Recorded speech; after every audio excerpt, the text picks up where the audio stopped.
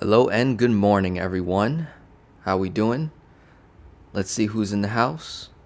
Got a couple people so far. How we doing? Let me see. If you're in the house, go ahead, comment. Let me know that you're here. You're ready to get started. You're ready to discuss velocity banking and investing. Right? How do we combine the velocity banking concept to invest? How to properly do it, set expectations, not over leverage ourselves, right? We are borrowing, we're leveraging, so there's going to be interest costs. So you want to be able to evaluate not only the investment opportunity itself that can potentially make us more income, more cash flow, more wealth, but also looking at the negatives of the investment. What happens if it doesn't generate the income, the rate of returns that you're expecting?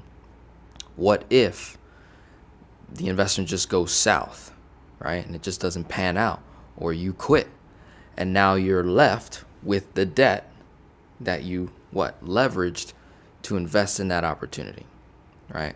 So you want to be aware of that.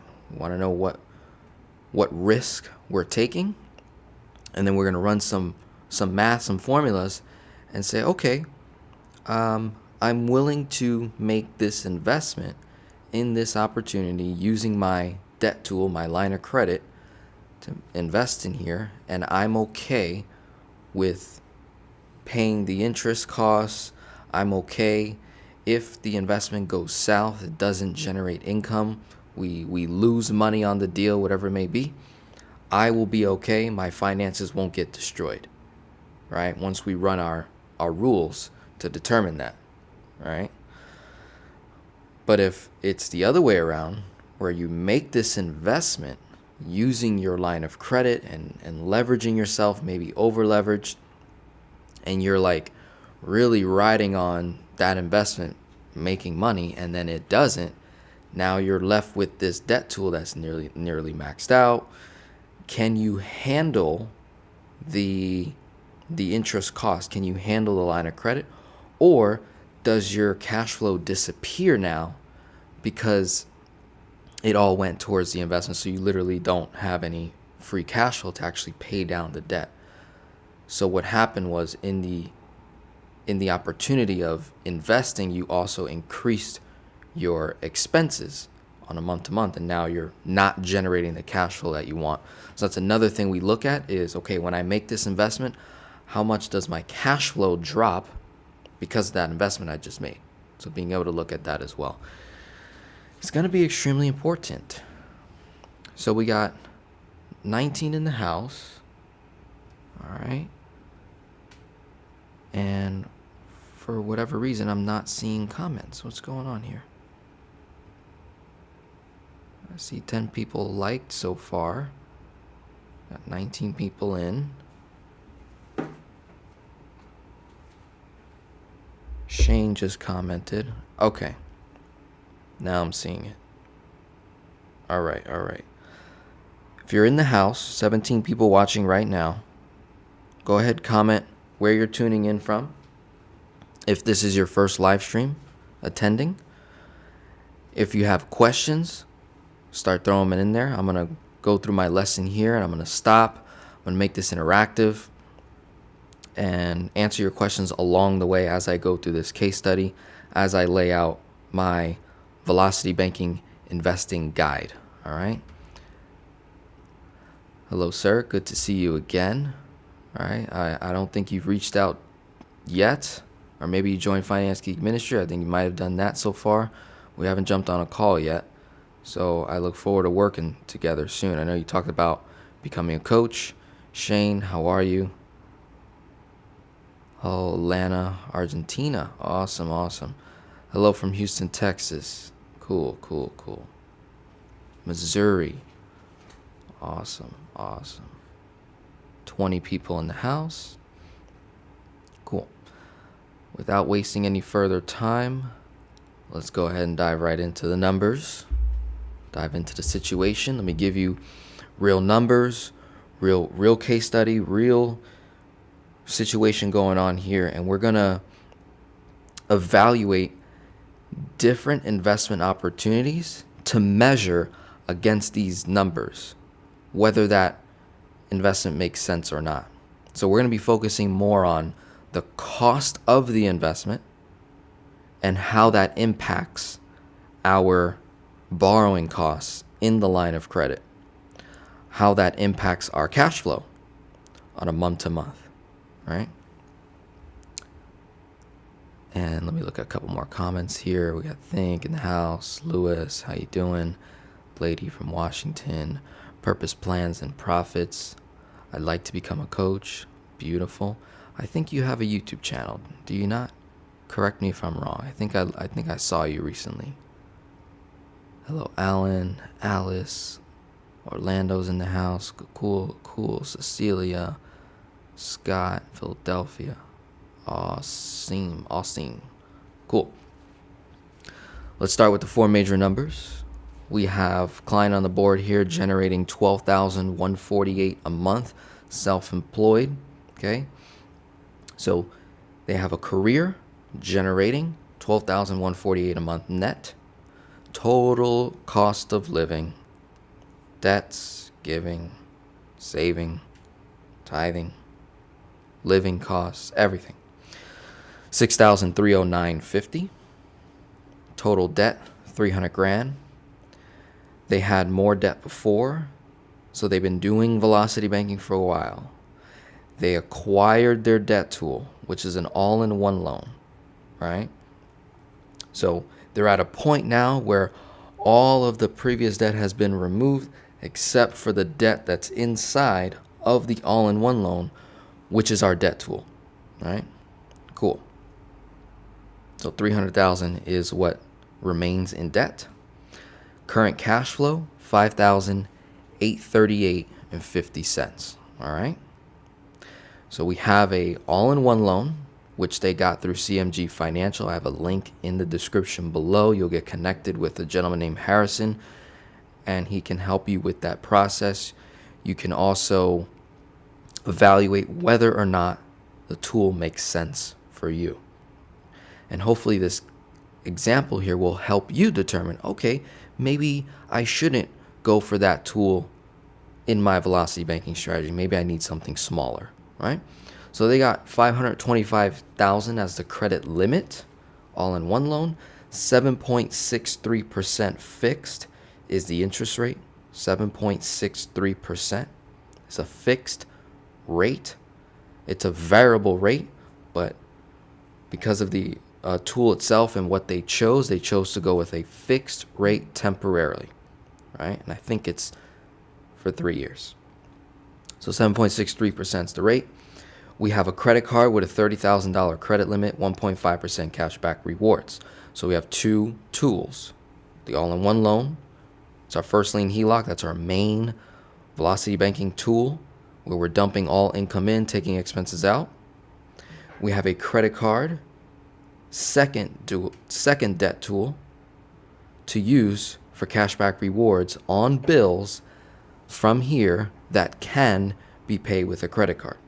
So we've evaluated that from the $6,309.50, we got $2,000 of bills that we can run through the credit card, get 1.5% cash back, $30 a month on average in cashback rewards. All right. So strategy one, velocity banking with their main debt tool, right? So if you're taking notes, I'm going to list out all of the strategies coming together. So we got all-in-one main debt tool, velocity banking. Velocity banking with a credit card, in addition to the main debt tool. We are not running all of our bills through the credit card because you can't. Or if you do run all your bills through credit card, you are paying unnecessary fees that you don't have to. So to avoid that, you run it through the all-in-one loan, right? This credit card simply helps reduce the cost of borrowing on our 7.63% simple interest rate. Cool? Cool. In addition to their four major numbers, their debt tools, we've got a 401k that they're no longer funding. We have stocks. I think they are funding that. So that's implemented in the expense number. So we got the 401k, 150k. We got the stocks, about 100k in there. They've come to the conclusion that they're going to start liquidating stocks and eventually liquidate the 401k because they want to be more in control of their money, right? So they, after researching, right, watching a lot of different videos, you may or may not come to this conclusion. This is all about your what? Personal finances. So the more you get in tune with your, call it your investor DNA, right? I got that from Garrett Gunderson, so shout out to him. So your investor DNA, right? You as an individual, we need to define financial freedom. We need to define the lifestyle we want to live. Once we've defined those things, we need to evaluate what does it cost to live that lifestyle? What are some tools that can help me get there? Not every tool is going to be beneficial for every single person. It's not cookie cutter. So in this case, they've been going through a process of transformation. You know, prior to meeting me, it was just Dave Ramsey, 7 baby steps. You know, don't use debt, avoid debt. So they graduated from that. They successfully implemented good habits, good discipline, spend less money than they make, okay? That's established. Their foundation's established. They now graduated, right? I get a lot of people in the comments sometimes that argue, oh, you know, velocity banking, it looks difficult, looks too hard. You know, most people, all right, I love when they say that, most people, don't know how to manage their finances. Hey, you're absolutely correct. But in this community, on this channel, with the client that I'm working with on this whiteboard, this isn't some stranger that I'm working with, right? This is someone that I'm building a genuine relationship, a long-term relationship. I'm getting data from the client. So this isn't just a random bunch of numbers just thrown together. This is real stuff. So when people come to me, usually they have their foundation somewhat already built to prepare themselves for the next level, which would be velocity banking. So that's what's happening here. They've built themselves up. They've done the pregame work. They have their debt tool. They've done the steps. They've watched my videos, right? This qualifies them in a higher authority, expectation, and position for them to successfully implement what most would see as complicated. For them, it's just another walk in the park, right? Nothing crazy. So I want to give you that context. Person is set. This isn't their first time doing velocity banking. This isn't their first month. They've been doing it, right? Doing it well. So in that process, they're like, hey, I've got this money here where I don't know how it's being investment. I don't have control, as much control as I like over the money. I don't know what my fees and costs are, right? All these different things. There's a lot of don't knows. So in their process of doing velocity banking, they also came across whole life insurance, high cash value life insurance, becoming their own bank, implementing that strategy. So that's strategy number 2. We got velocity banking with 2 debt tools. We got foundation, Dave Ramsey, 7 baby steps. They've graduated from that. So that's 2 strategies. We're running bills through a credit card. It's another strategy. We got whole life insurance that they implemented, that they're funding. That's becoming your own background. That's a whole nother strategy. So WLI stands for whole life insurance. They're funding $30,000 a year. Okay. They're in their first year. So the 30K is actually not coming from their 4 major numbers yet. Okay. The 30K is coming from here. So they're liquidating stocks and they're pushing it over into a guaranteed location. That's what they want to do. I'm not saying you go and do it. I'm not talking to you, right? I'm talking with you, right? I'm talking sharing what they've decided to do based on the research they put themselves through.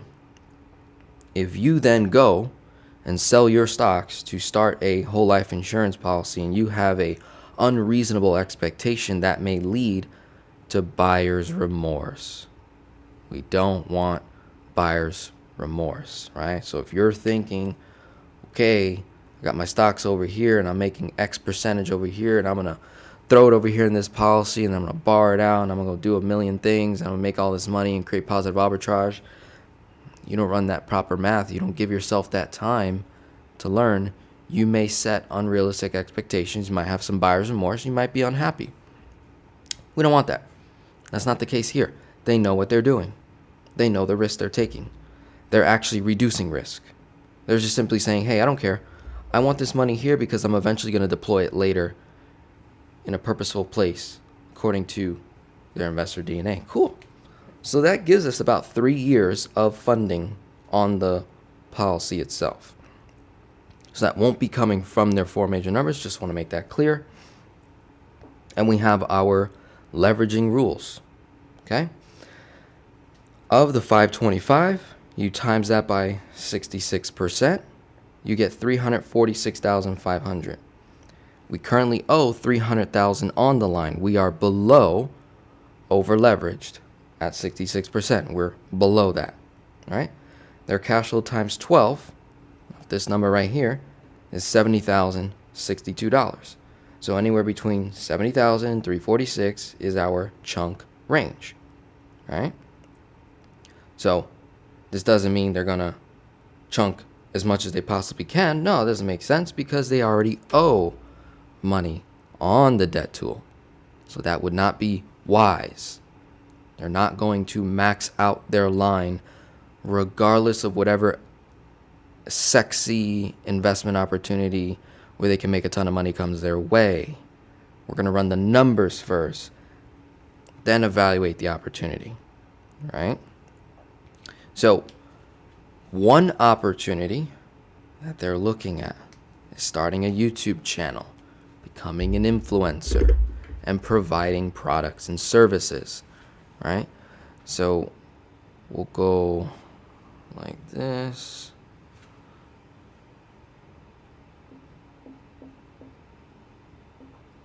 So the first opportunity, YouTube channel. Now, to make it fun and interactive, they don't know what exactly they want to do yet. So let's make this interactive. For those of you that are watching, present, we got 33 people in the house right now. Those of you that are watching, you're present, you're here. Tell me, if there's anyone in here that desires to maybe start a YouTube channel or is considering it, what would you like to talk about? What opportunity do you see? Go ahead and comment, and I'm going to pick what I think would be a little bit harder to do. Right? So you can use your imagination. Okay, start a YouTube channel talking about this and see how much money we can potentially make. We'll do some market research. We'll look it up. Or if you have a legitimate business that you're building and you want to take it to social media to increase sales, increase revenue, right? Build an audience in a community. Let me know what that is. I'm going to look in the comments. All right, I'm going to give you a couple minutes because I know there's a delay on my end. And let's see. Investments, that's where I left off. My HELOC interest rate is going through the roof. The bank said I can lock it in. Should I lock it in at the current rate or wait for it to drop? Or will it keep going up? Me personally, Wes, I would not personally lock in a rate in today's marketplace according to the current prime rate that I'm recording this, that we are recording this live. So when this video is out and about for 2 years, this may not apply what I'm saying. I think, the prime rate right now is 8.25% last time I checked. If your bank is offering to lock, say, that rate in 8.25%, I would not do it.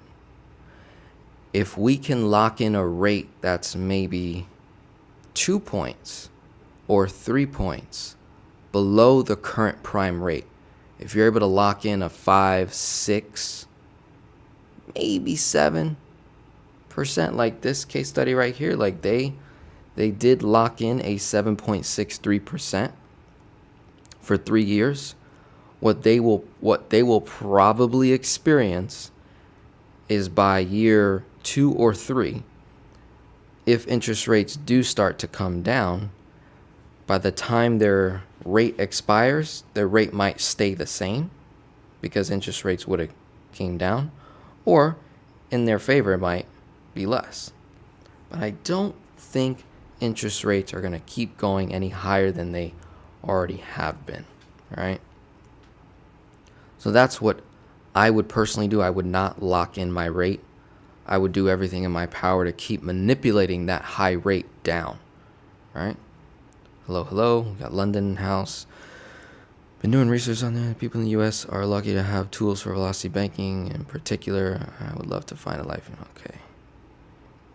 Yeah, you're right. I don't know anybody in the UK that offers that particular product on the becoming your own banker side of things. Hello, my line of credit is now in repayment period. I cannot use it. Will close. We have a lot of equity. A good $350,000. I'm thinking getting a new one and getting all-in-one loan for a new HELOC to pay off my debt. Okay, Think Mirror, I would say this. This will apply to you. Right now, all-in-one loan interest rate is really pretty high. This client, they locked in a 7.63% interest rate. What I was going to get into was showing you the cost breakdown of that. So I'll say this to you, Think Mirror, right? If you're not cash flowing near this number, right, and bringing in at least double digits, depending on how much debt you have. So I'm gonna assume $350,000 is your debt, and you're gonna say move everything in there, right? Look at this case study and see how much damage we're able to do with these numbers, which are pretty healthy. A majority of Americans are not here, right? A majority of you watching are not here. So if you're thinking about getting an all-in-one loan, understand there are closing costs. They're not cheap. The rate is high, okay? On $300,000 owed at 7.63% in a year at interest-only payments, you'll pay $22,890. Divide that by 12, that's $1,907.50.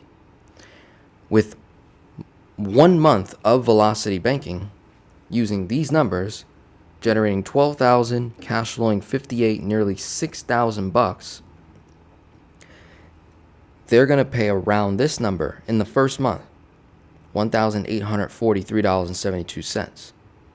So they went from $1,907, right, that's the set cost.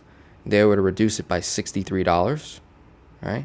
This is underestimation, right? It could be, it will definitely be more, but not by much more, okay?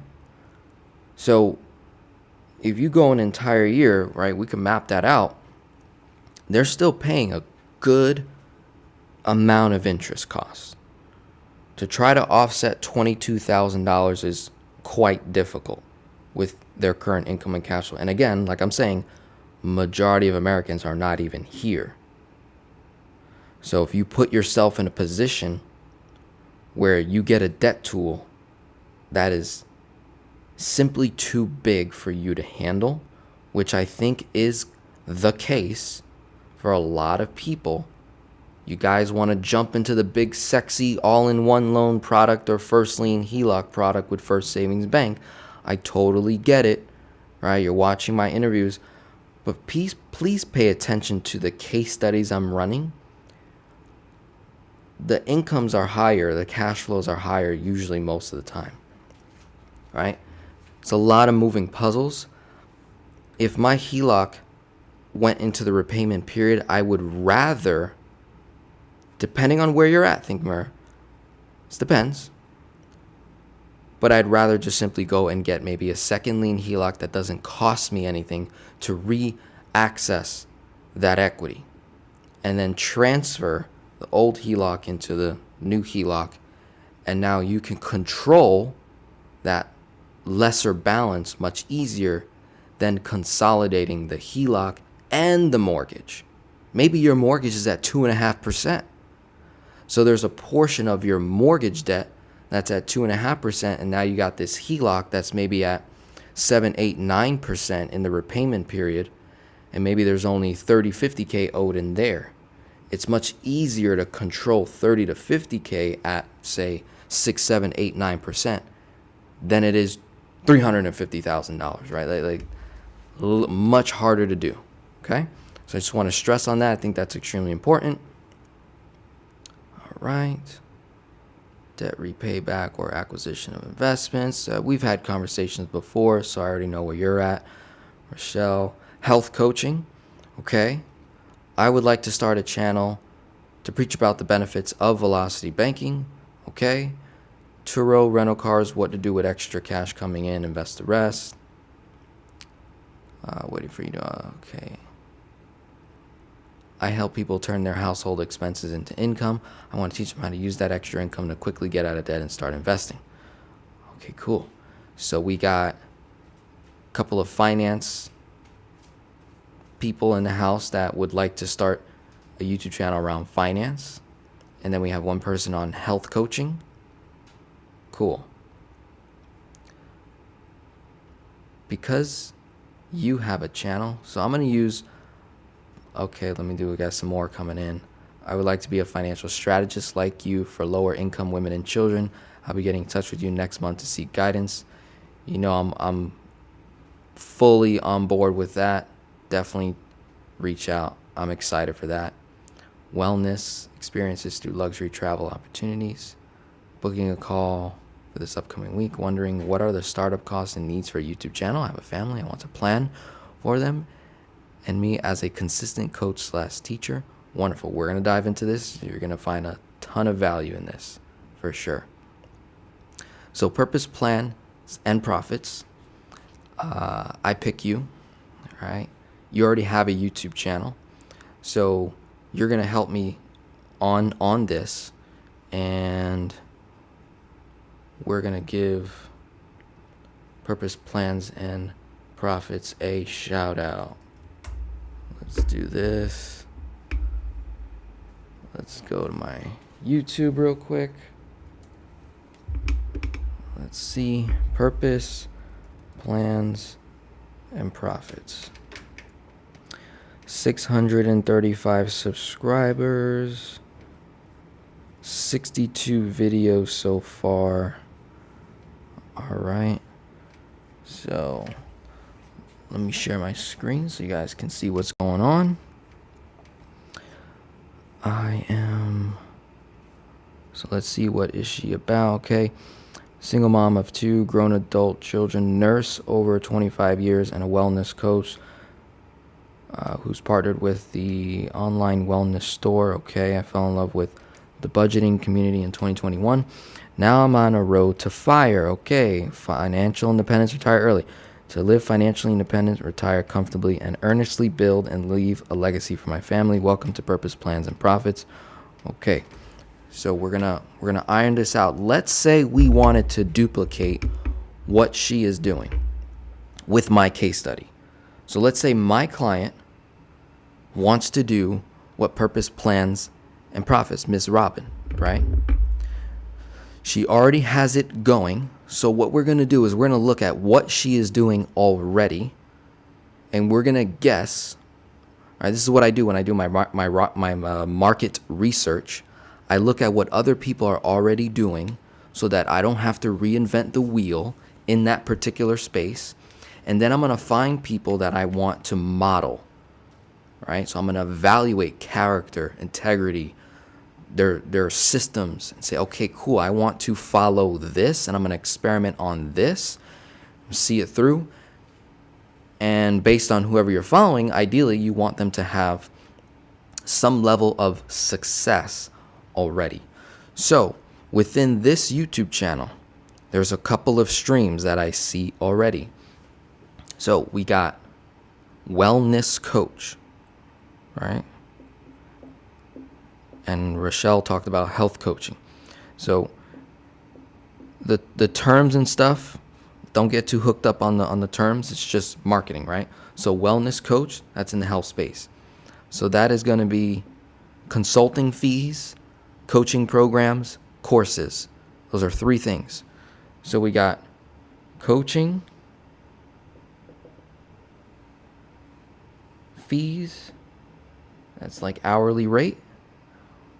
Programs like masterminds. Courses like DIYs. Those are three revenue streams from that. Then she mentioned online wellness store. So those are physical products and services. That's what that sounds like. Online wellness store. So those are products that she probably does not have to package and do all herself, right? So there's automation in that.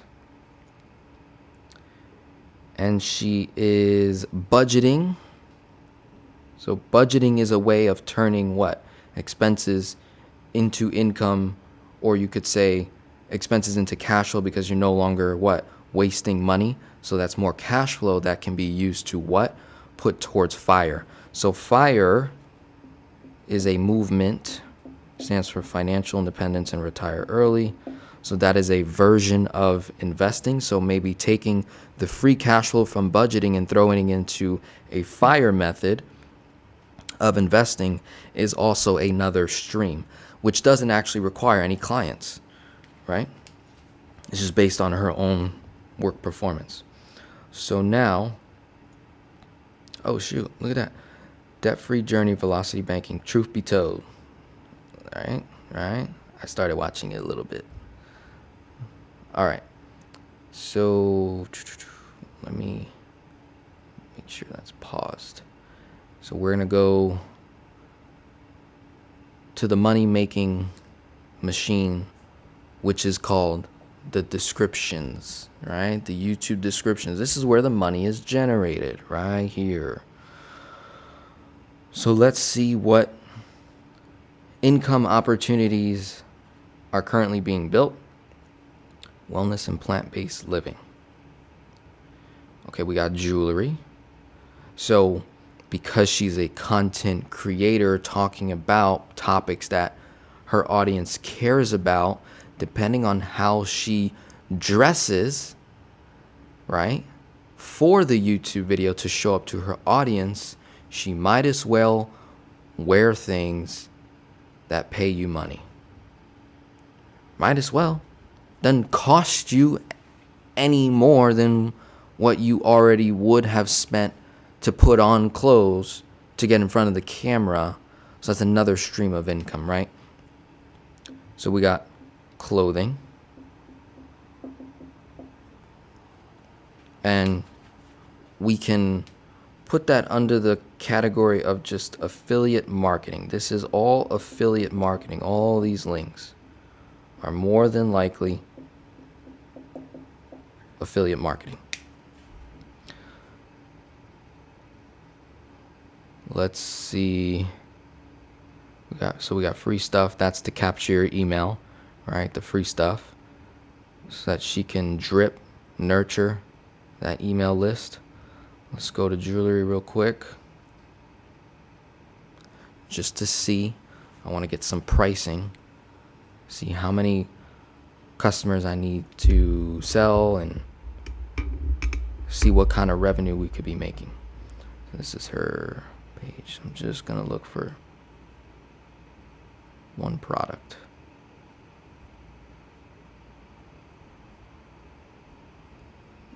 Let's go jewelry.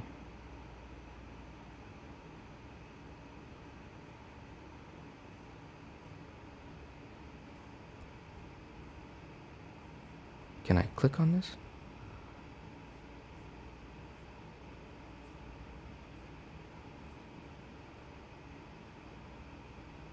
Okay, it's loading. Either it's my internet or it might be the website. Let's see. We'll come back here as that's loading. We're going to look for another one. It doesn't look like she does coaching, right? According to these links. This looks like her main website. Let's look at that. Let's see what we got here. If you guys are enjoying this, comment. Let me know. Got 36 people in the house. So while this stuff is loading, let me come back to the screen. I don't know why that's taking a little while. Let's come back to the whiteboard here. So here's what I wrote. Right?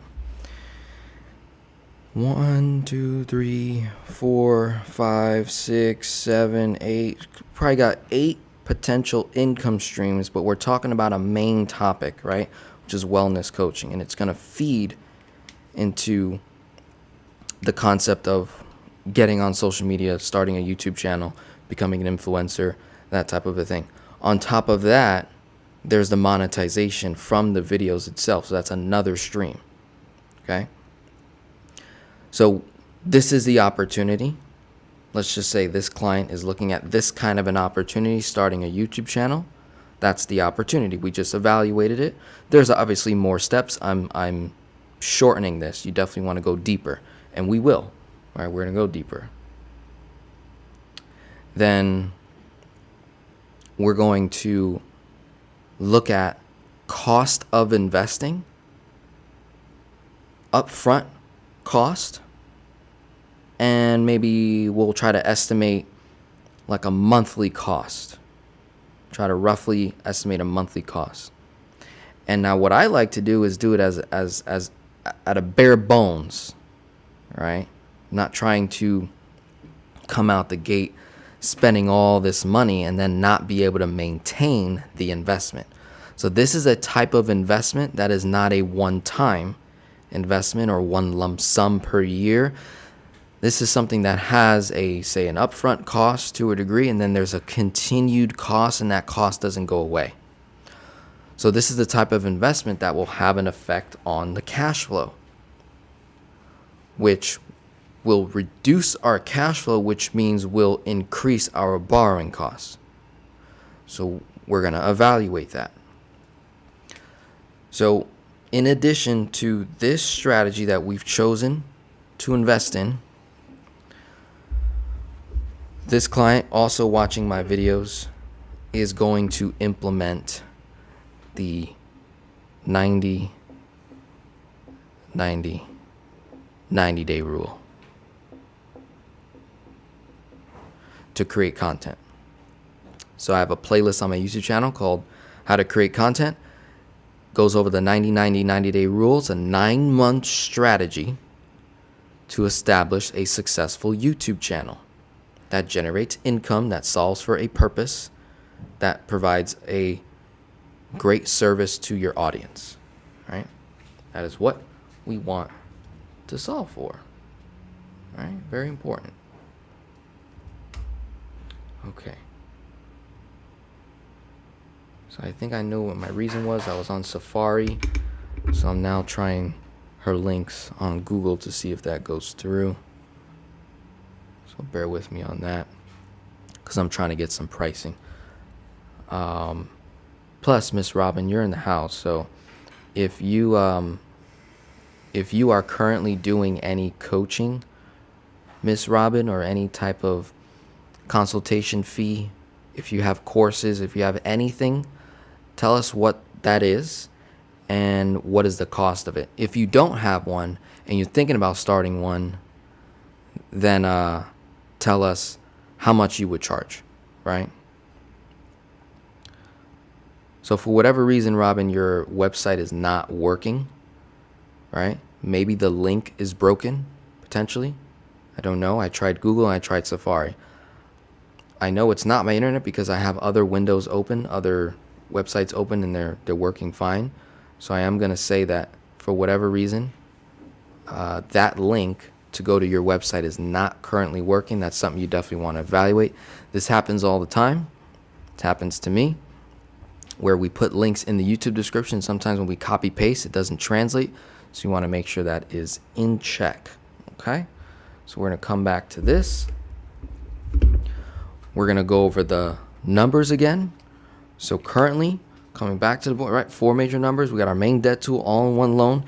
Here's our total cost of leverage right now on 300 grand, 22,890. The goal is to reduce that.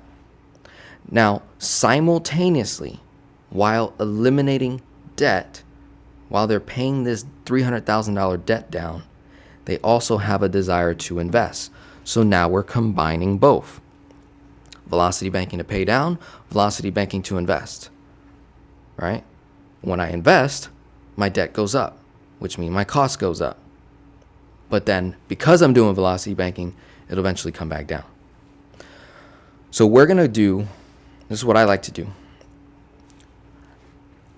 If we follow this plan right here, the 90-90-90 day rule to create content, the first 90 days is prep. So in the first 90 days of doing velocity banking, we don't have to spend any money in prep mode for the most part, right? And when I say startup cost for a YouTube channel is like close to nothing, right? Like I would say, honestly, we can do it. Just initial startup costs, like we can seriously do this with the stuff we already have. We don't have to get more stuff. So startup costs can be anywhere from $0 to $500, right? So in the first 90 days, I'm going to overestimate and say, give it $1,000 budget to grab a microphone, some lighting. We can use the sunlight. When I first started, I used sunlight when I first started. I didn't have a microphone. I used my phone. I didn't have a camera. I used my phone. So those, boom, done. Light, done. I spent maybe $50 or so on an easel, you know, the flip one. No, it wasn't a flip one. It was just like a small whiteboard that stood on 3 legs, right? That was it. Super, super simple, right? Did not cost a lot of money at all, right? Nothing crazy. So even with that, I'm going to say $1,000. So within the first 90 days, let's say we spend $1,000 to start a YouTube channel. Okay, great. So that would mean that my expenses would go up to $7,309.50, right? So I just illustrated 1 month of doing velocity banking. Income goes in, expenses out at that number. You would end off around this number, 294, 161.50. You can verify the math. Overestimated on cost. Going from 1907 to 1843 is a $63 change. Whenever that happens, the following month, you now have $63.78 more cents, right? More dollars going to principal, paying it down, right? Which is why I wrote expenses at $6,373.28, right? Actually, wait, did I do that wrong? That looks like I did that wrong. Yeah, because we have to minus that. Let me see.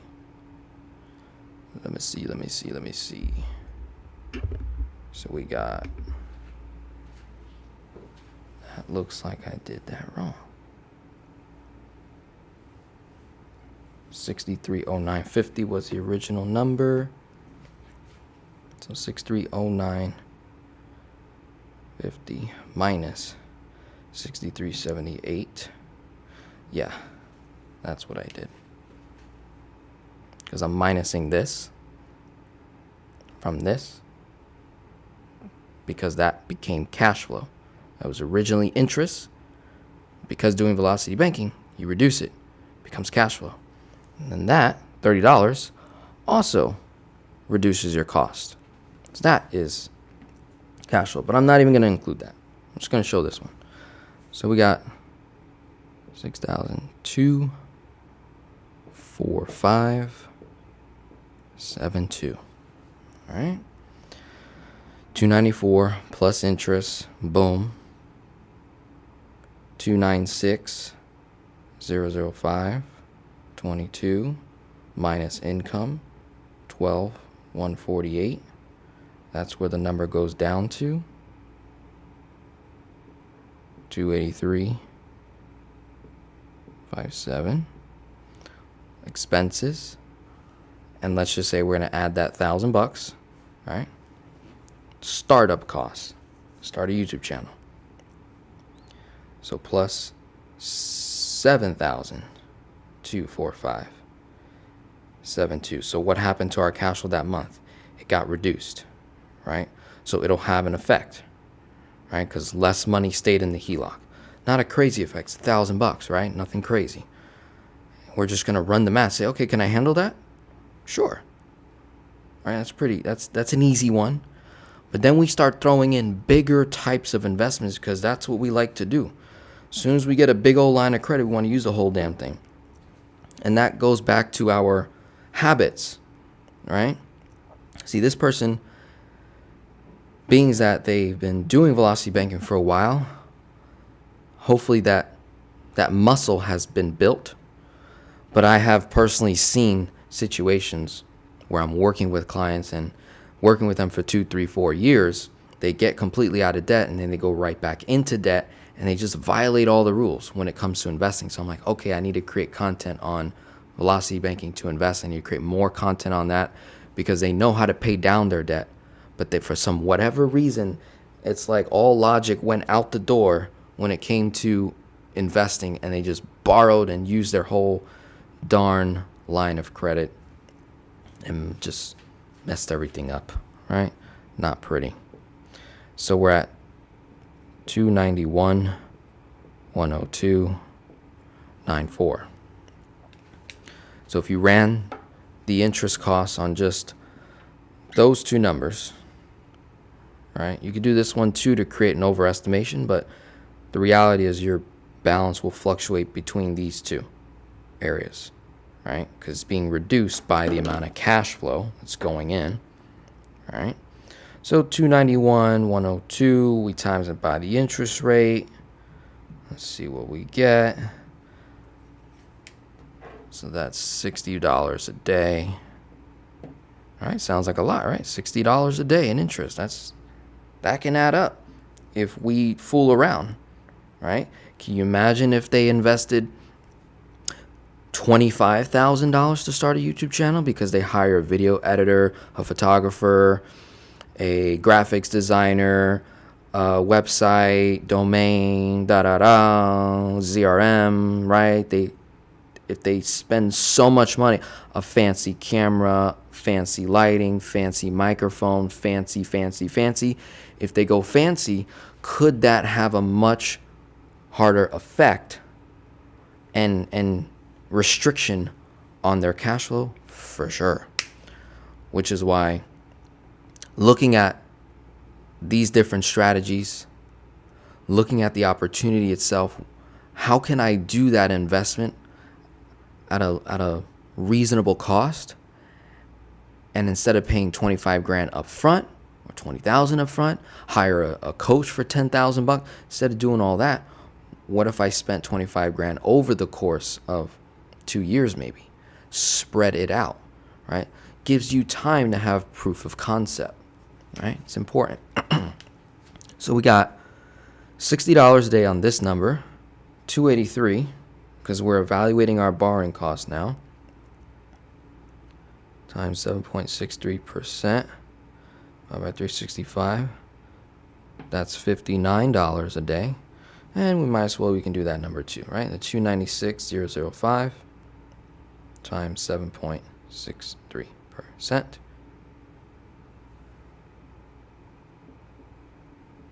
So we got, these are our average range of borrowing costs per day on this debt tool. for however long I owe it. So to get the average, right, add the 3 up, 61, 87. Did I put 85? 87. Plus 59, 33. Plus 60, 85. Divide by 3 times 30 days, 1820. So would you say that if all I did in the first 90 days would put $1,000 into this investment YouTube channel, start it up to get it going, I'm still paying less interest than the previous month. I was at 1843.72. I'm at 1820 the following month, right? I would say that's good. Let's run it as if you wanted to be fancy and cute, right? Let's try to be fancy and cute.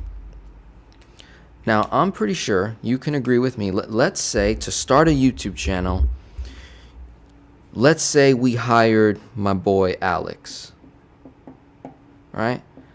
And his fee is 15 grand. He's going to help you with editing, title, thumbnail, all this, right? So, boom. Let's say that's his cost. And then he's not going to go and buy you the equipment to start your YouTube channel. So maybe you buy a DLSR, right? Is that what they call them? A Canon M50 that you don't know how the hell to use. And that's going to cost you a band, right? One nice band. And then you buy a ridiculous lighting system like what I got. I got this light bulb over here, which cost $500, and I think these two lights over here was like maybe $100 or so, and it makes me look good, you know. Got the lighting, doesn't hit me, doesn't make me look too orangey, keeps, you know, maintains my skin tone, right? Okay. Let's say we go sexy, right? So we got the lighting system, right? Say that's let's go with 650. And then let's say you buy a sexy mic. This one is not really a sexy mic, but it works like a charm, in my opinion. It's a $100 mic, but let me get my other one right here real quick. So we got, so this would be like a sexy mic. It costs $500. Rode Podcaster. Makes me sound like I got a nice deep voice, right? Works when it wants to, though. That's the issue. So let's say you did that, right? Because you want to be sexy and fancy. Mic, $500. Let's see, what else can we spend money on? Right? We got to get the CRM, website, right? Maybe Alex will help with that, but you still have to pay for the domain and the hosting platform like a Squarespace, a Wix, or Kajabi or something like that. Let's another $700, let's say. And then maybe you use ClickFunnels. Maybe you use Constant Contact, ConvertKit, Zapier to, you just start, another band, right? Because you got it, right? You got it. $525K. What's $20,000, right? Okay, let's see. 15,000 plus the 1,000 plus the 650 because we want to be fancy and cute. 500. Oh, and you know what? Because you're starting a YouTube channel, you're gonna buy new clothes, right? Because the freaking clothes in your closet, they don't qualify because you got to be fancy and cute, right? So let's run that too. Clothes, let's say that's another band, especially for the women, right? Uh-oh, shots fired. Makeup, nails, uh-oh. That's even more, right? Let's throw another 500 in there, right? So where were we at? We got the 15,000, 650, 500, 16, 50, 500, plus 700, plus 1,000, plus 1,000, plus 500. All right.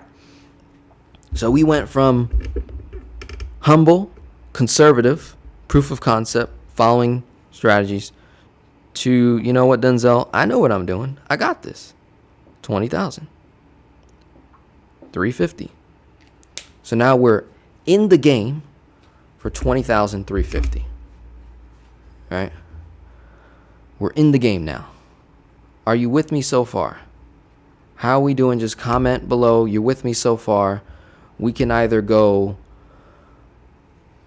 low startup costs. It's a reality. You can absolutely do it, and I can prove it to you. All you got to do is go watch my oldest videos, and you'll see, oh, yeah, that was a under $500 budget, right?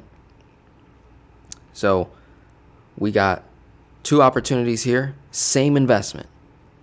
One costs 0 to 500, and we overestimated, it's at 1,000. The other one costs $20,350. Now we're going to see what effect that has on our cash flow, right? And we're going to see, how quickly can we recover those funds, right? How quickly can we do that? So check this out. Let's do, so we will erase this part, right? That was the 1,000. The borrowing cost was $1,820 after making that investment, right? That was the number and some cents.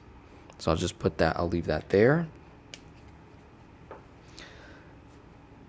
$6,245.72 is, we're going to start from that point. We did 1 month of velocity banking. Now the second month within my first 90 days of prep mode, I spend $20,000. Maybe I do it over the course of those 90 days, but for this example, we're just going to say, okay, we're just going to drop $20,350 all at once, right? So we're starting here at 296. All right, this is our balance. So we have to add the investment.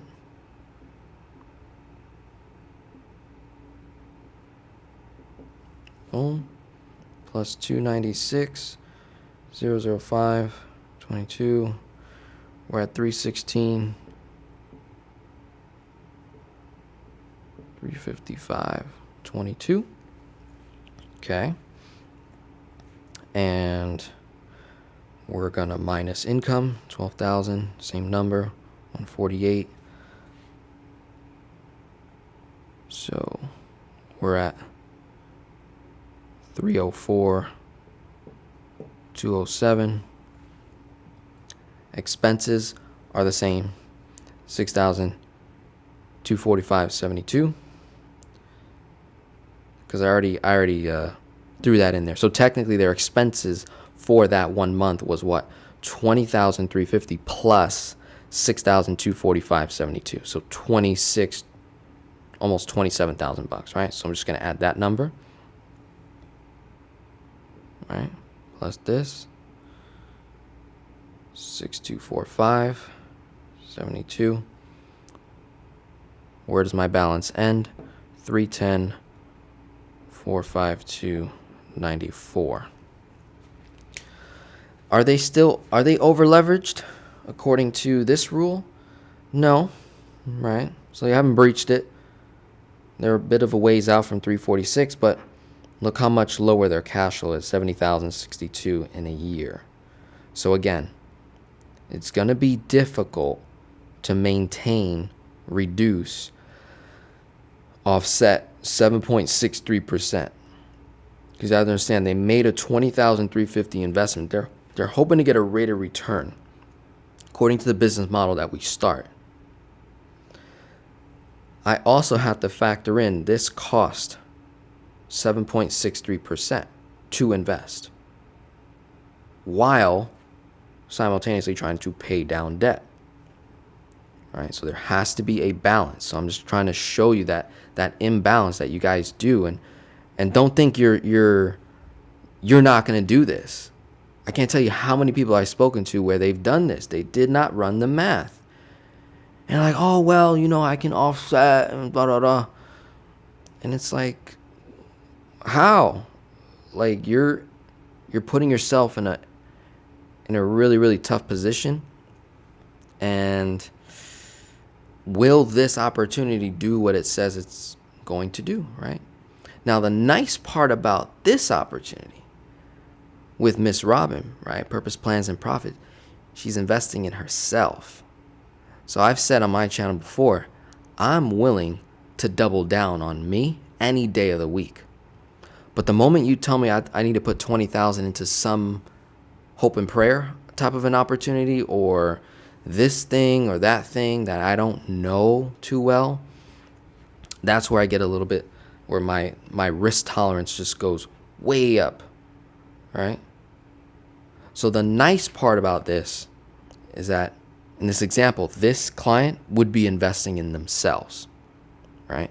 So even though these numbers may not look too hot in terms of what we end up paying in interest, they can come to the conclusion and say, I'm okay with this, Denzel. I got this. I just want to get that confidence from you guys. That's what I want to get. I want to get that confidence. Denzel, I got this. I'm going to make it happen. Okay, great. I just wanted to show you the numbers. That's all. So 310, 452, right? Let's just times it real quick. Boom. So we're at 64, 89, 304, 207. Boom. Boom. 316, 355, 2. Boom.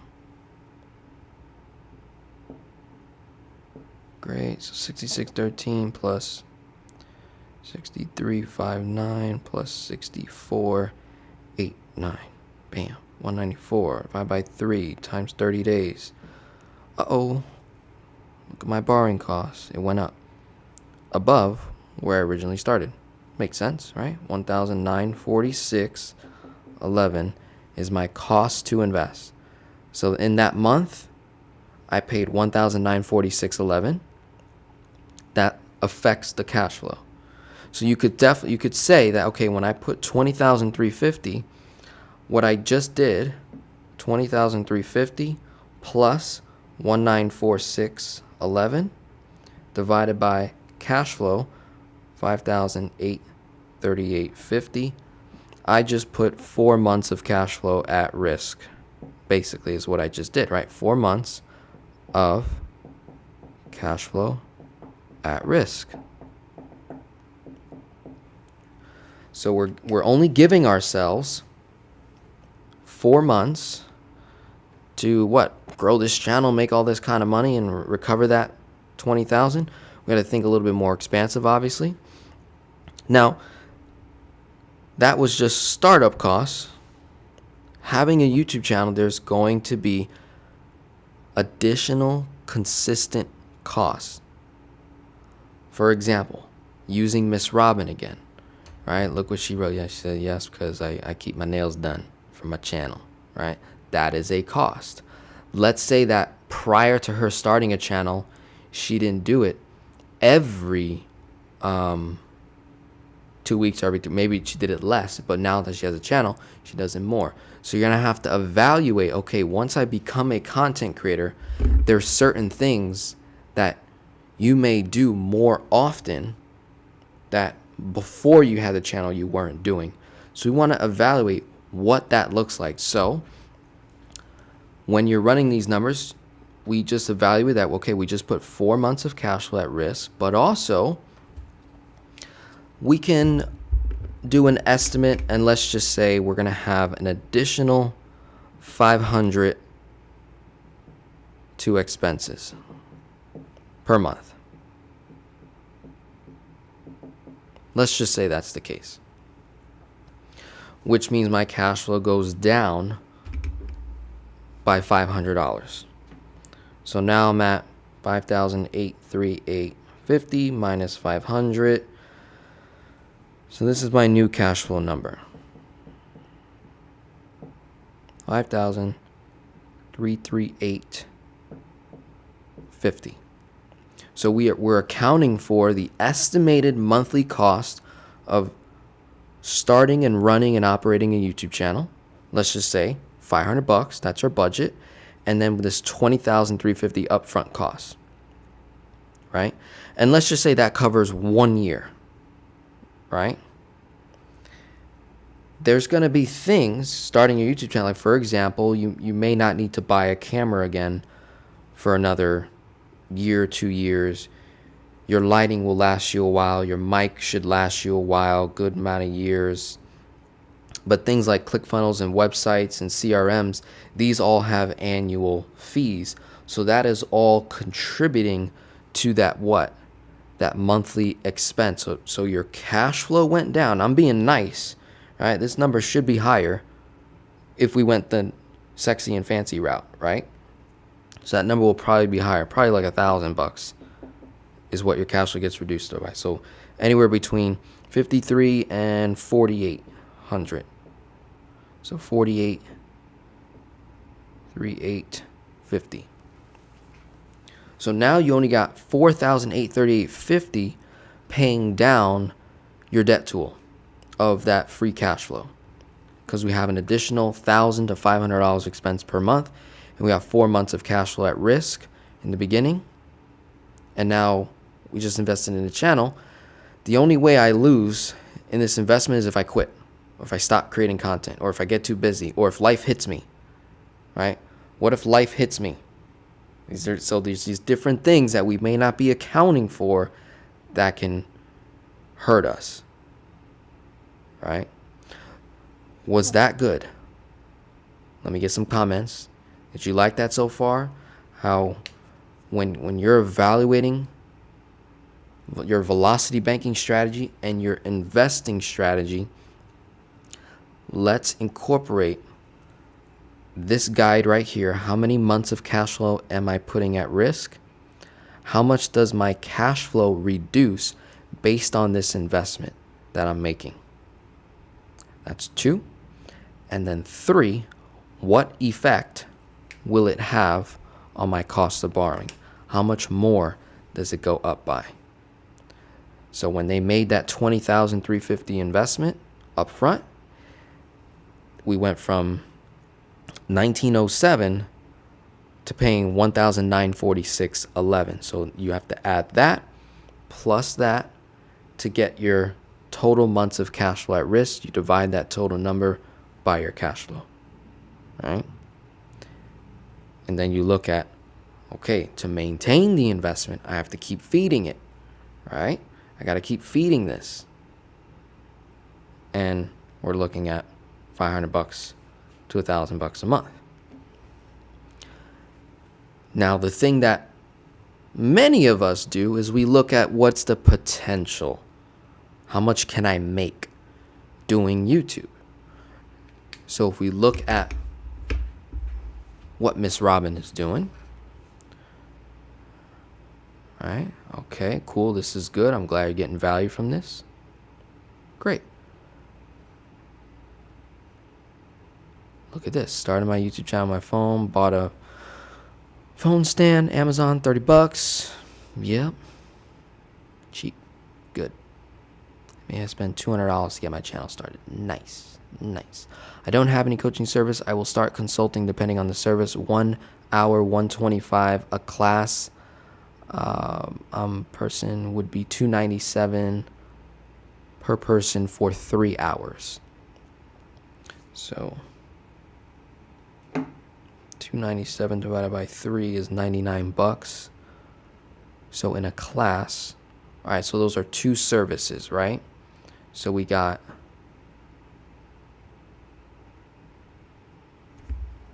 this is for the return. We have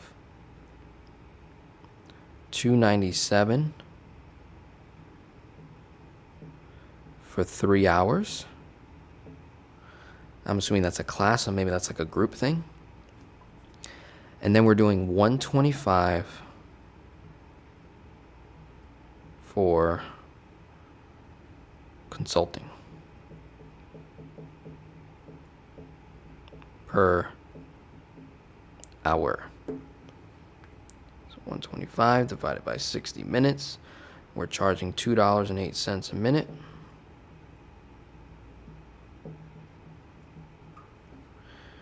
$2.97 divided by 180 minutes. Over here, she's charging $1.65 a minute.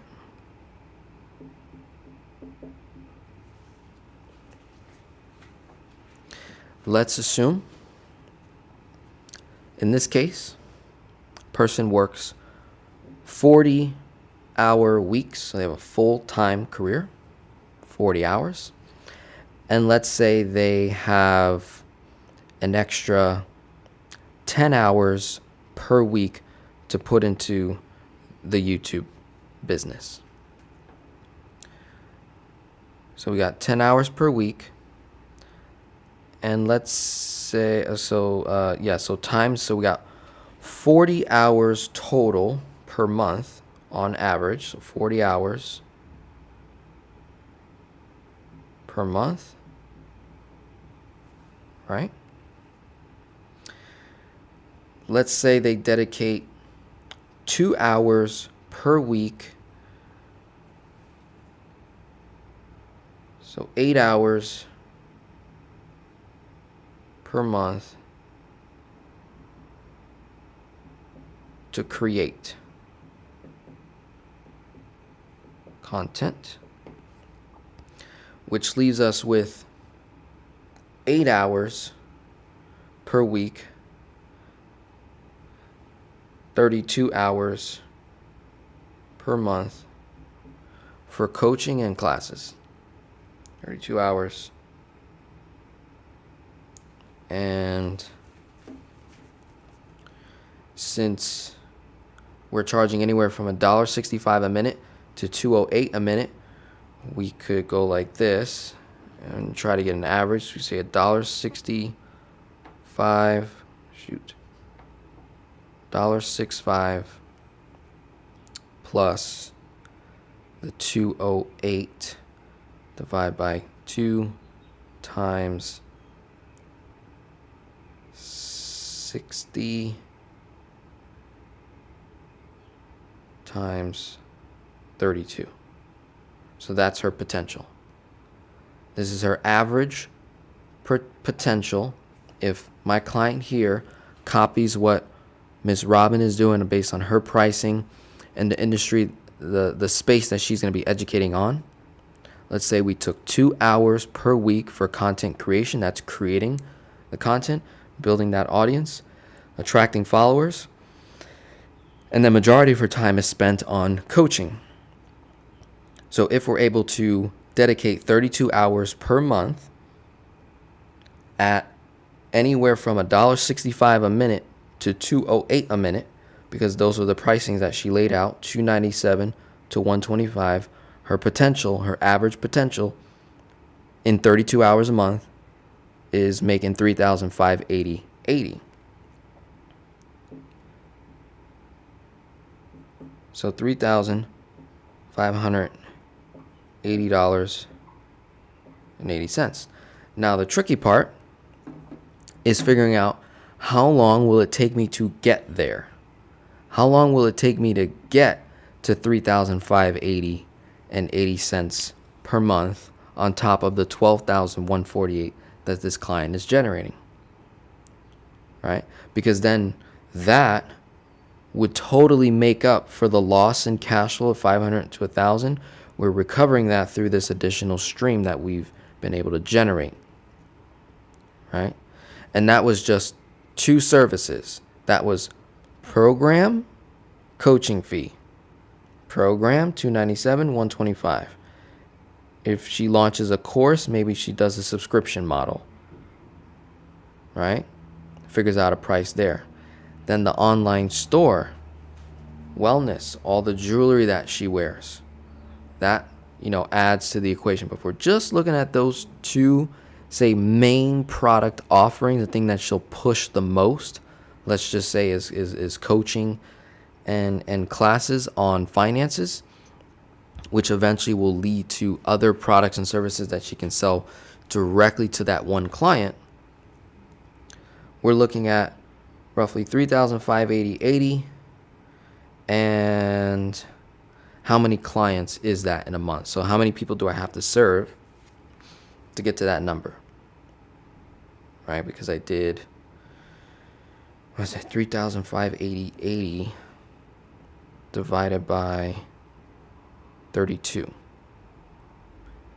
So that's, oh yeah, so that would be either 32 clients. Yeah, that makes sense. So 32 clients times that 111 number. Yeah, okay. So I have to serve 32 clients per month on average to generate about this amount of money, right? So let's say I did all consultations. So 32 clients times 125 would be $4,000, right? That's a little bit higher than what I wrote. So 4,000 for 32 hours. That's 32 separate clients, or 297, 3 hours, one client. I think you'll actually make less money here, I believe. So it's like 297, but if we have multiple people in a class, right? So let's say she runs one class per week at 2-hour classes. So 2-hour classes every week times 4, 8 hours, right? It's got 8 hours. Let me write that. Go like this. So we got 8 hours.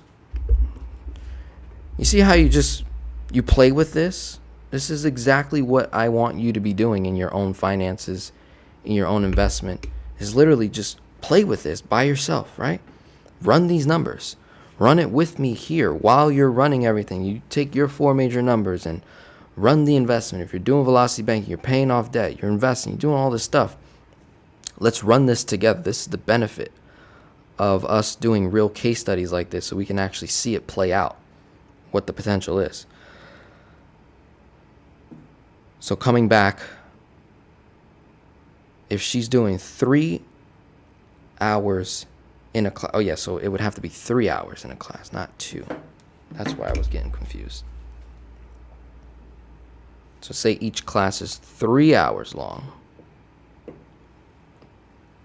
think, and maybe I'm misinterpreting what Miss Robbins says here, but I could see doing 3-hour classes, either split up into 2-hour sessions or 1.5-hour sessions, or just a full 3-hour mastermind. And 3 times 4, 12. So say you did 4 classes in a month. And now it's just a matter of how many people can we get in a class. So let's say 5 people in a class times 297, 1485. Right? And if you split the classes up, 1.5, 1.5, or 1 hour, 1 hour, 1 hour, then, so on the low end, that's 1485. Or if we, because they're only going to pay that once, I'm assuming 297 for 3 hours. So they would have to, either they pay that once, or maybe that's a subscription, Miss Robin, where they pay that every month, possibly. So we have to figure out how we want to deliver that and how that breaks into our time, because we would definitely get paid less money here, right? If you had, right here, you're playing a volume game. So if you have 15 people in a class times 297, so it would take 4,000 divided by 297. So you would need 13 students or more in a class to make more than 4,000 doing 32 calls. So this is actually, say easier to manage and you're able to help more people. And then the one-to-one is one-to-one, right? So there's some good potential here, right? And then obviously as you progress, you're going to want to increase your pricing. As you get better, you deliver more value to people. You increase those pricing along the way. So this is pretty cool. So in my mind, I'm saying, all right, if I went sexy and fancy, there's a lot of risk. The potential is I could generate maybe between $3,500, maybe upwards of $4,500 a month. Now it's just a matter of getting to the amount of volume it's going to require. How many followers do I need? How many subscribers? How many views? What's my conversion? My sales skills, like that kind of thing. My conversion, closing ratio, all of that. Now, if you use the 90-90-90-day rule, we're projecting 9 months to build a following. We don't know how big it can go. We want to build a following to then be able to convert to get this clients to generate the income that we want. And again, that was just looking at 2 streams. If she made a couple $100 with the wellness store and a couple $100 with affiliate marketing, it just keeps kind of stacking on top of each other with the different links in the description below. That creates a really, really nice benefit there. All right. So that was another one. So we did slow and steady, low budget. Even Miss Robin said it only cost her about $200 or so to get it all going. That's wonderful. All right. We looked at the total risk. All right, that's nice. Now we can do another case study, a different example. We can do a real estate example because that's what a lot of you like to do. I talk to so many clients that want to get into real estate, and then they dump a bunch of money into some coaching program. So you need money for the coaching program and you need money for the darn investment. So we'll run that. See what that looks like. So we're at 296 owed. I'm going to erase this too as well. All right. So we did a YouTube example, starting up a YouTube channel. Clearly that has less barrier to entry, less costs up front, even when you go nice and fancy.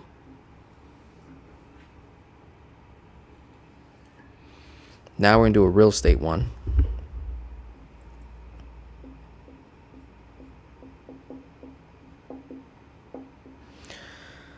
So let's say you decide to hook up with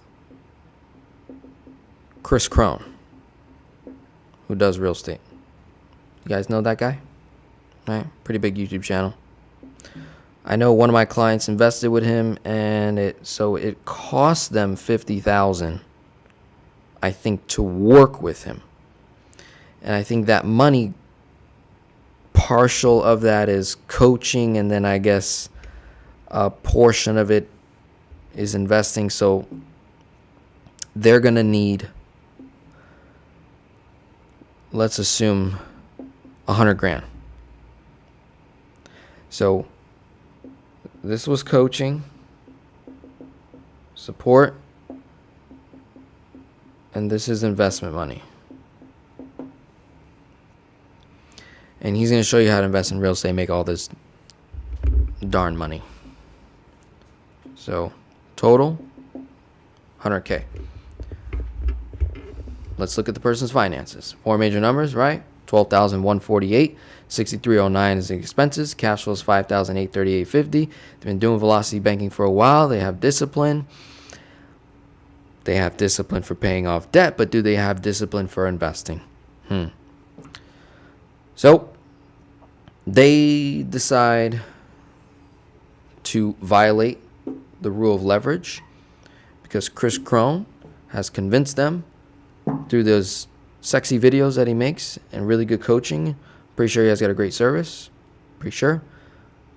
And my client decides, boom, I'm going to go there.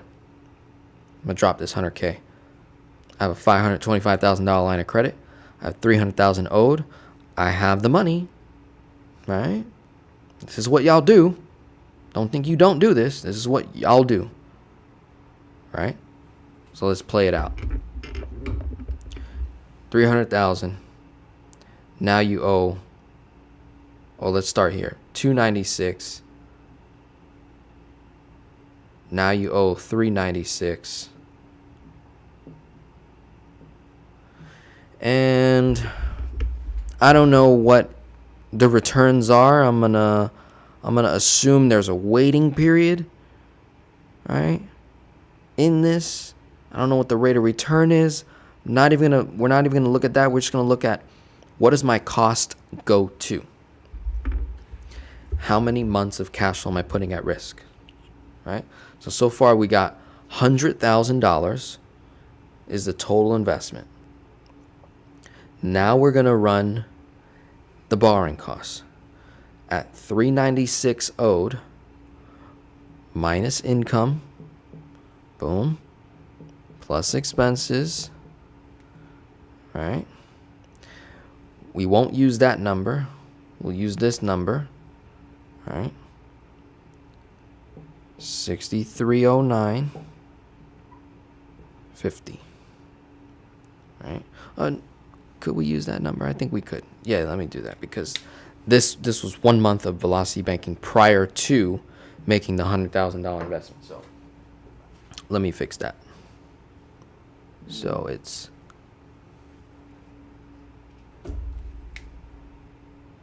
$6,000. Boom. So now we run our numbers. Because that's what we do on this channel. We don't fool around.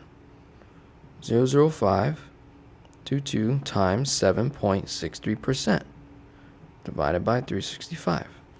It's $82 a day.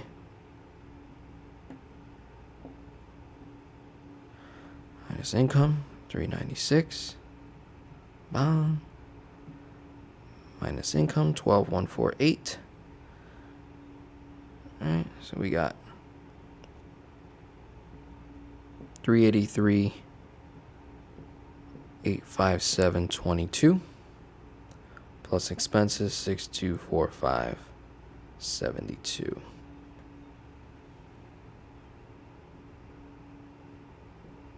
$390, 102.94 times 7.63%. Boom. $81.54 a day. 383, 857.22 times 7.63% divided by 365. $80.24 a day. 82.4 plus 81.54 plus 82.78. $244 divided by 3 times 30 days. That's our borrowing costs. $2,445.61. So we went from 1907.50 down to 1843.72. So what you do is you say, okay, 2,445.61 minus the previous month's cost of borrowing. That's how much your cash flow is now being reduced by. That's how you would run that. So you say, okay, I now have an additional $601 that's going towards interest. I need to add that to the expense number. So 6,245.72 plus 601.89. So now your new expense number is 6,847.61. Your cash flow is now, see how it dropped? Now your cash flow is 5,339. So what happened? By making this investment, here's the risk. 100,000 plus borrowing costs, 2,445.61 in the first month. You divide that by cash flow, 5,838.50. You have 17.54 months of cash flow at risk.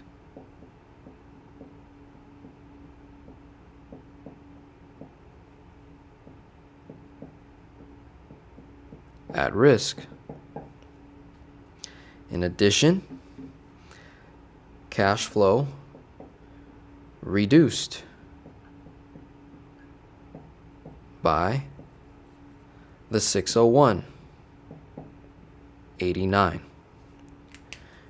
Run those two numbers, and we can also evaluate, hey, my balance is at 390, 102.94 plus interest 2,445.61.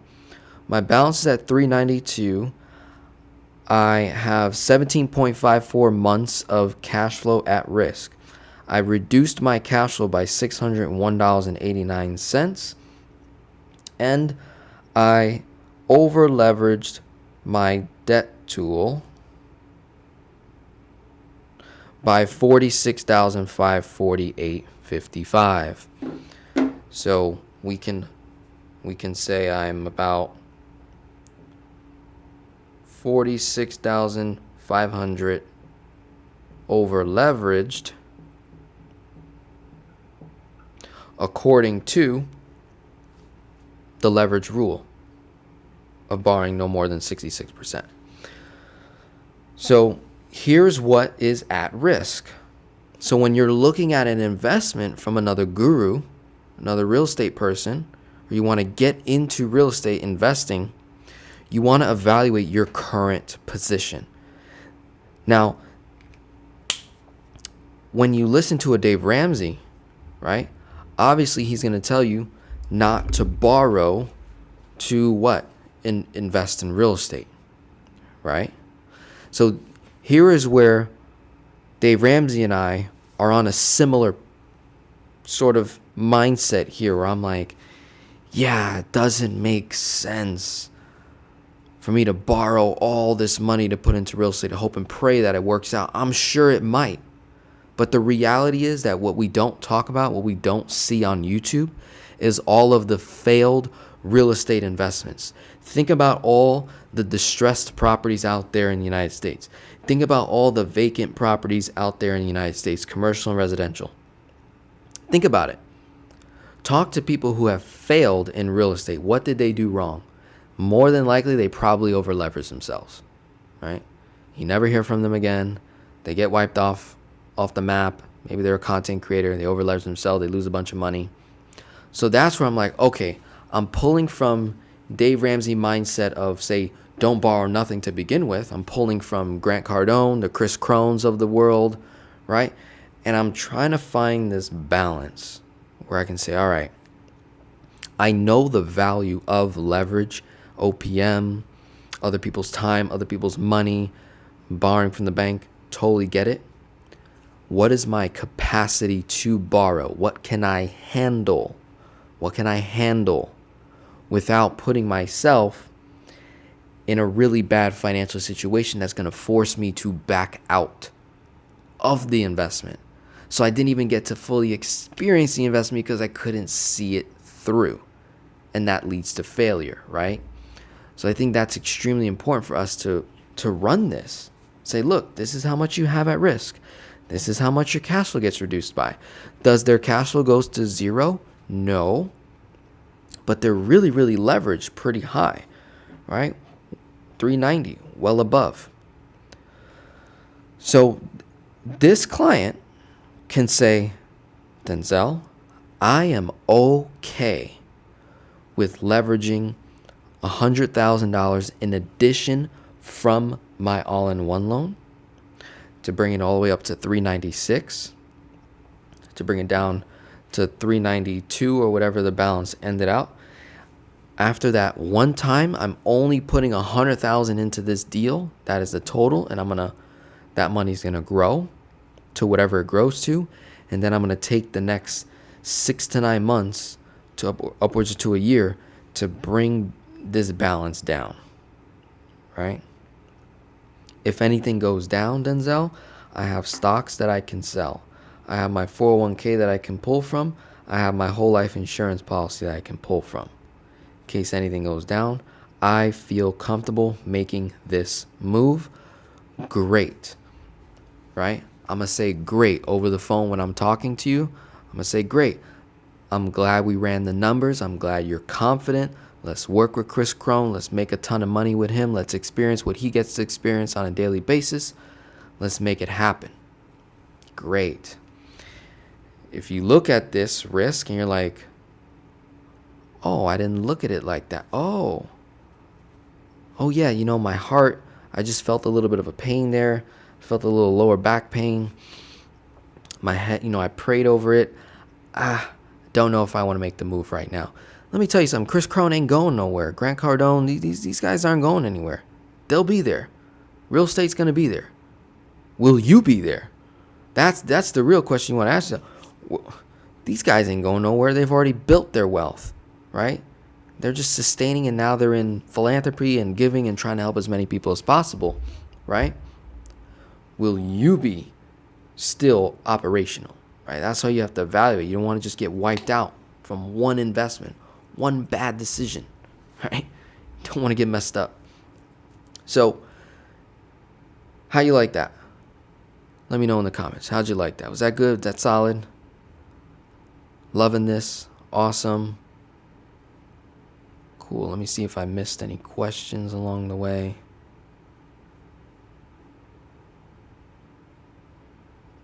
Felicia, hello. Thank you for that math. Beautiful. My goal is 5,000 a month, so clear I need to change my numbers. Well, based on how much free time you have, Miss Robin, if I was accurate in terms of the 40-hour free time, like in this case study, they have a full-time career.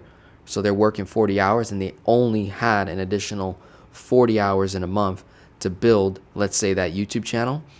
If you have more hours available, then you can kind of make up, right? If that's not the case, you also want to evaluate the amount of time you have to put into growing your YouTube channel and then serving clients on the back end, right? Because you need to allocate time for content creation, so that's your time management. Then you have to allocate time for, okay, how many classes can I actually do in a month? How many coaching calls can I actually do in a day, in a week, in a month? That type of thing. And just times it all out. You say, okay, this is what my potential is. This is what I'm available for.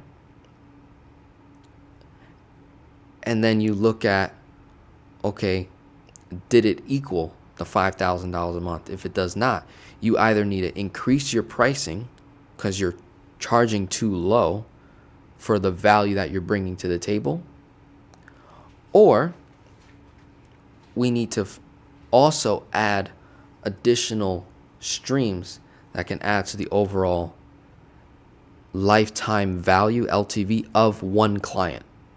So one client may pay you $125 an hour, right? Per week, per month, whatever it is. But then in that conversation, you talked about, or they asked you about the jewelry that you wear, boom, that's another $50 you could have made off of them. And then they asked you about the fire investing, and then because you have a relationship with Webull or Robinhood or whatever the case, and so you make some additional revenue there. And then maybe they sign up for your course. So maybe they paid a 1-hour call, but then they also bought the $297. So you can see how if you stack it, that's a way to make up for that difference. All right, so hopefully that helps. What would be a strong prerequisite for qualifying for a home equity line of credit? Okay, you're going to want to watch my video, my playlist on all about the line of credit. It's not one thing, it's a multiple of things, and those things change per bank, right? If you had to keep it general, I would prefer, me personally, no matter what bank I'm looking at, I would prefer to have above a 720 credit score, right? I'm going to pay attention to the DTI because that's what they're looking at. And then I want to analyze their interest rates, the offer, what's being offered. So just take that time to go through that playlist where I lay it all out for free. Helps you avoid the denial part, getting denied. Haven't started my velocity banking journey yet, but I do have one property. I know my credit scores will come into pay. But are there other elements I should be mindful of? Yes, there's a ton of them. Look through that playlist for sure. Dedicate the time that you're already spending here on a live stream. I would say when I'm not live streaming, on your free time, go inside that playlist all about the line of credit. Dedicate going through that, and then you can literally just write the checklist on a piece of paper, and then when you're on the phone with the bank, you're just going through the questions, and they're giving you all the information you need to qualify for it. Depends on your risk appetite. Yep. Outstanding info. Thank you so much. Awesome. Great. We are approaching the 2-hour mark here. We could do another case study. Let me know. Do you guys want me to do another example?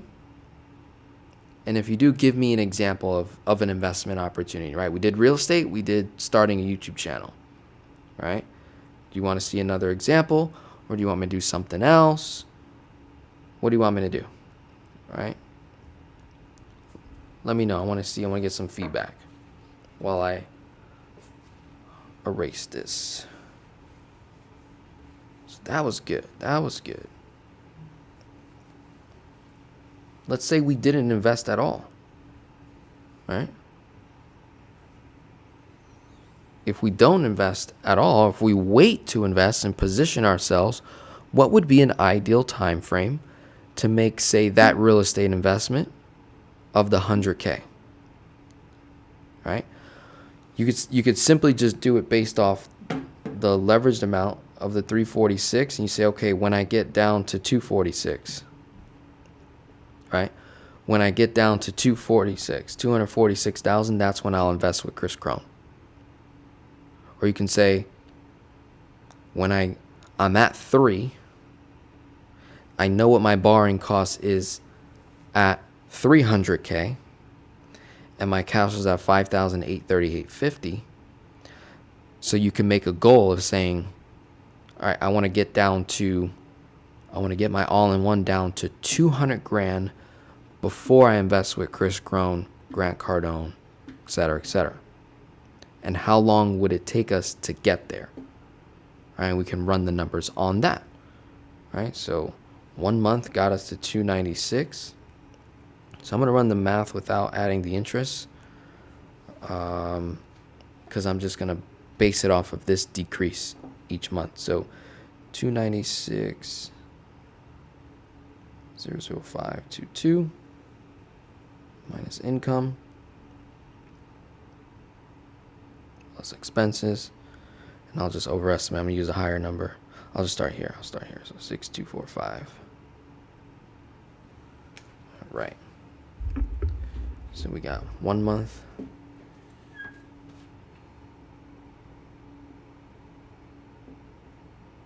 $290.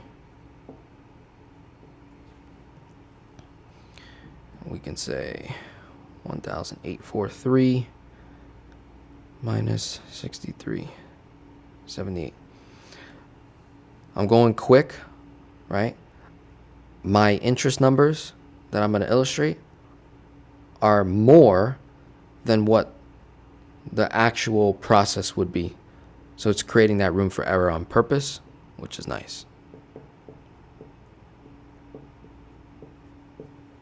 So what I am showing will be an actual worse. They can actually do better. That's what I'm trying to say. So that's 290. It's just my quick way of analyzing this out. 291. See how long it takes.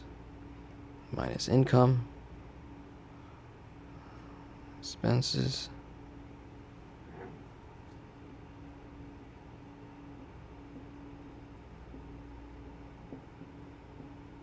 All right.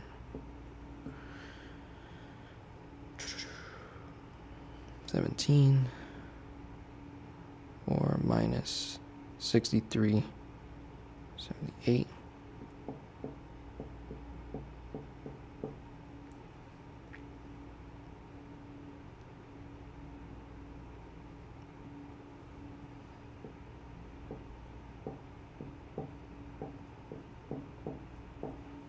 See that?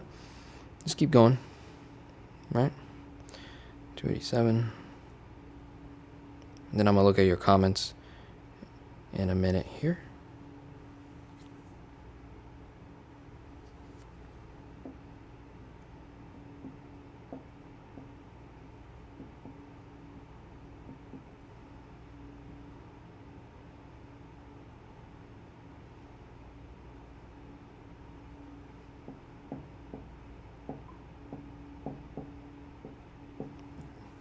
See what I'm doing? Okay, let's go to a question. If you guys got questions, drop them in there while I'm writing this down. Talk about your membership costs with expectations. Cool, we can go to that.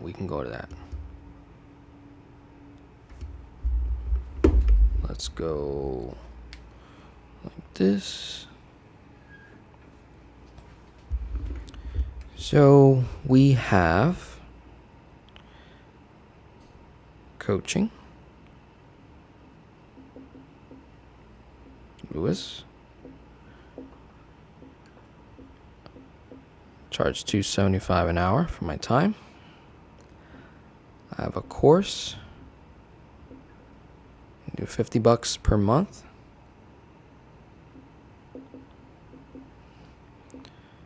$497, $997.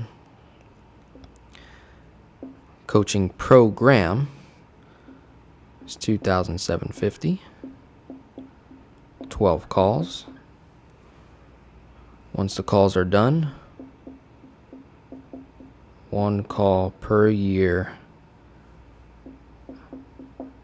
after, as maintenance, complimentary. Keep it going. All right. So what I like to do, Lewis, with people, most people that find me for the first time, is I usually will recommend starting here. And most people will send me their numbers in advance.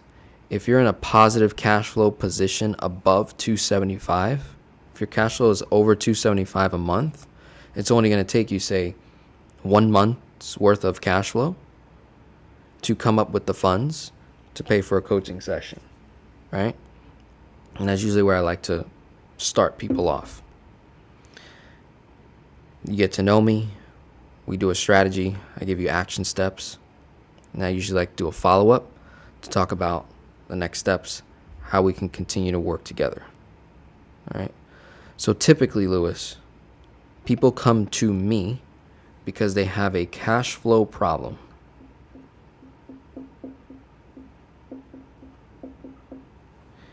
You have a debt problem. If you don't have a cash flow problem, you don't have a debt problem, you probably don't need coaching from me.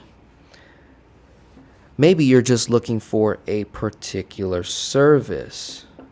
Denzel, I want to do the whole life insurance. You're an agent. Yes, boom, license. I want to use you. I want you to be my agent. Can you help with that? Yes, of course I can.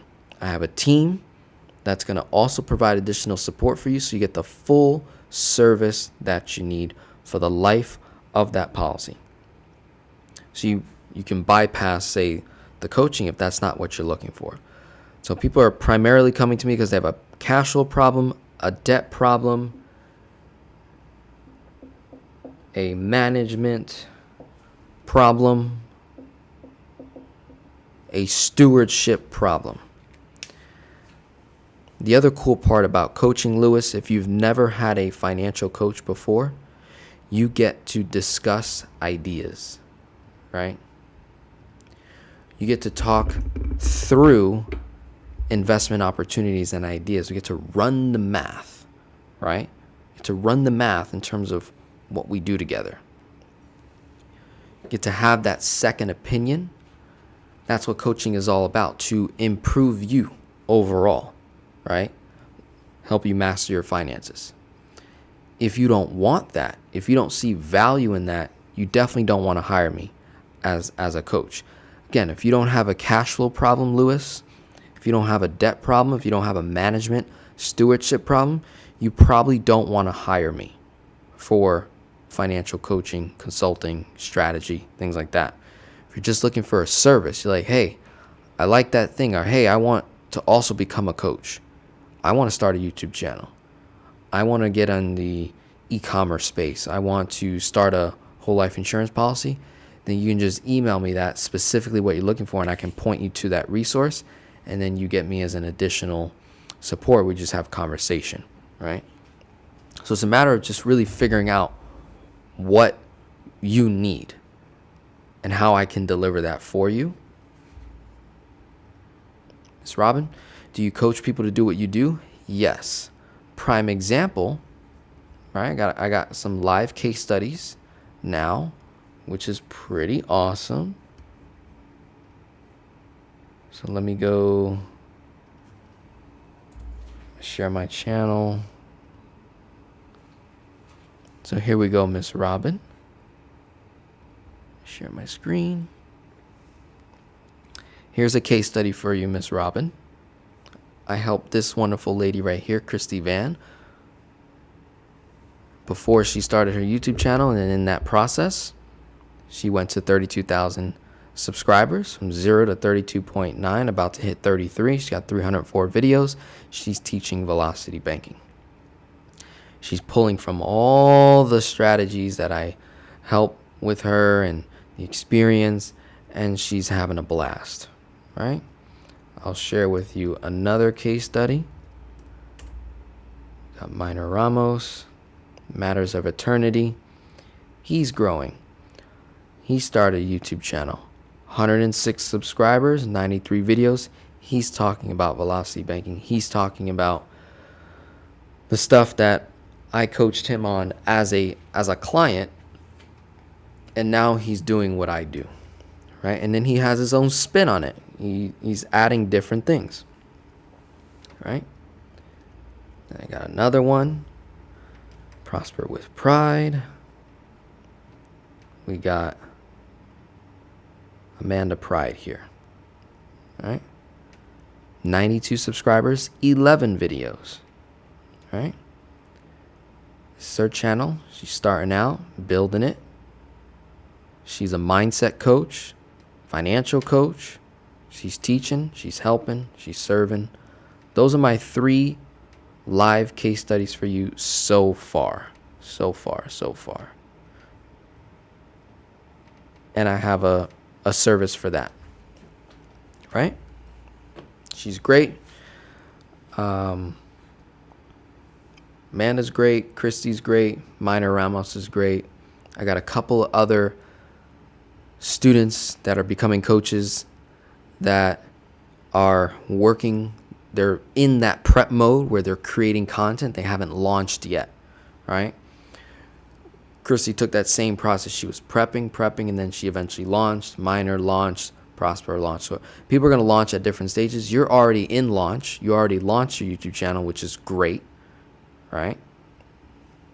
So now it's just a matter of stepping into your world, seeing what you're doing, what you're not doing, evaluating some opportunities, looking at what we could potentially do better, all those different things.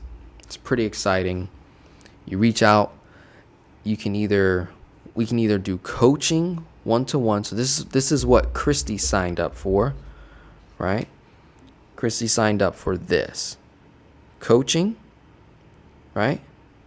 And I helped her in these areas, right?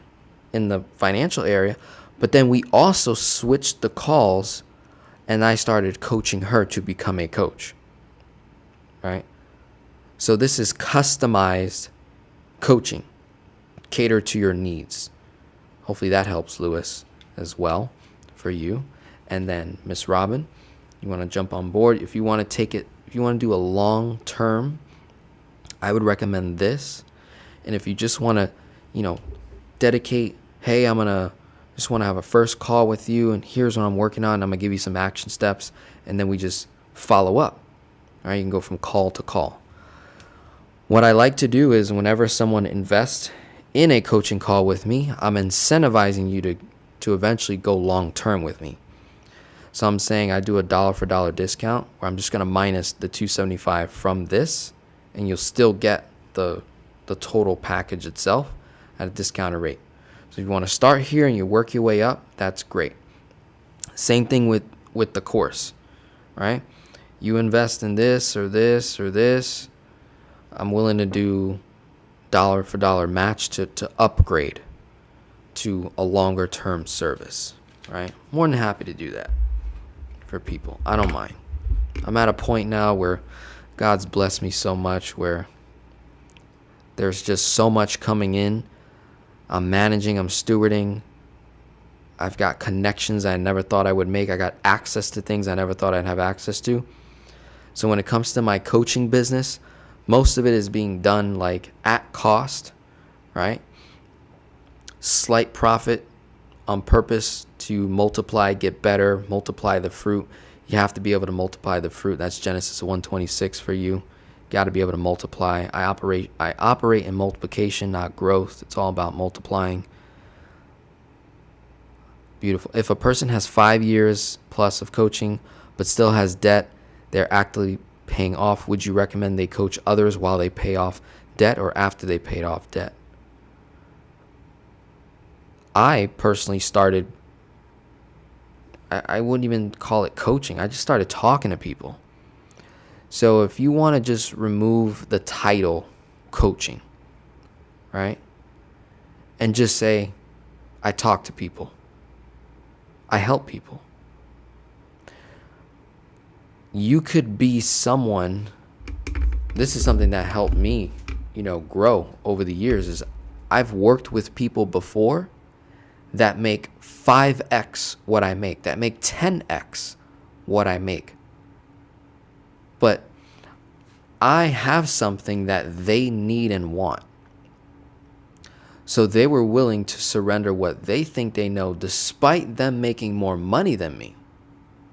And they said, I want your help, right?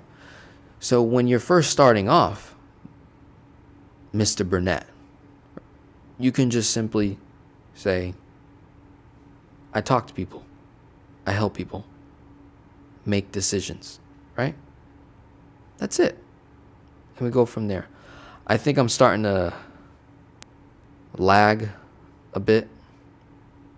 So I'm going to close it out here because I'm starting to just slow down and I don't really like it. All right. So I'm going to end off on a good note there.